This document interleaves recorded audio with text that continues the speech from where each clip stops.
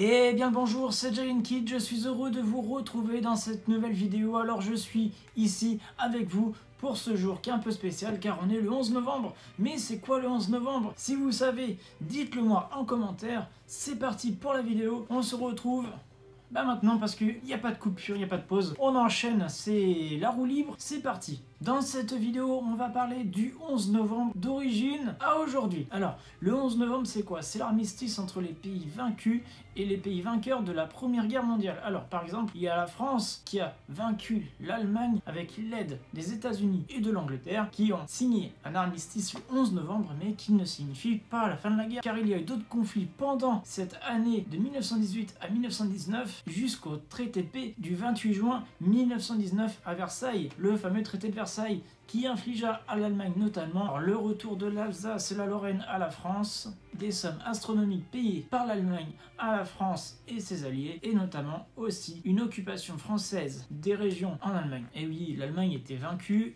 souillé, et on lui prenait son pognon. Alors les régions que la France occupait, c'est les régions les plus riches d'Allemagne. Alors pour le coup, c'est des belles régions, je suis déjà passé par là en road trip, c'est agréable, c'est des beaux paysages, c'est des usines, c'est le centre économique de l'Allemagne grossièrement, c'est où tout est produit Dutch Qualiteit. Alors, du rappel des faits, la Première Guerre mondiale, c'est 10 millions de morts environ, l'utilisation sauvage des gaz, d'armes de guerre totalement nouvelles et l'apparition des chars.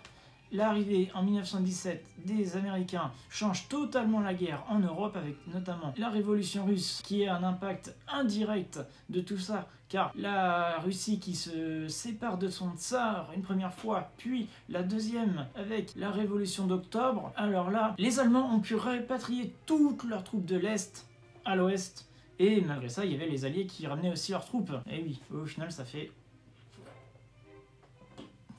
Et victoire des Américains, des Alliés et des Français. Et bien sûr, ça grâce au retrait des forces allemandes, car les Allemands ont vu que c'était plus possible, que c'était l'anarchie complète. Ils ont déclaré l'armistice, fin de l'histoire. Et 9 mois après, c'est quoi? Le traité de Versailles, qui est, comme j'ai dit précédemment, un coup de couteau dans l'Allemagne, complètement paumé, déchiré. Aujourd'hui, c'est quoi l'armistice? C'est quoi le 11 novembre? Alors l'armistice, c'est un accord de paix non officiel, car il y a des pays qui sont en armistice, notamment la Corée du Sud et la Corée du Nord. Il n'y a aucun traité de paix entre les deux pays, mais c'est un armistice. Bon bref, et aujourd'hui c'est quoi le 11 novembre? Alors depuis 2012, sous la présidence de la République de François Hollande, c'est un jour de mémoire pour les soldats morts pour la patrie, qui sont morts d'aujourd'hui ou d'anciennes guerres à l'époque.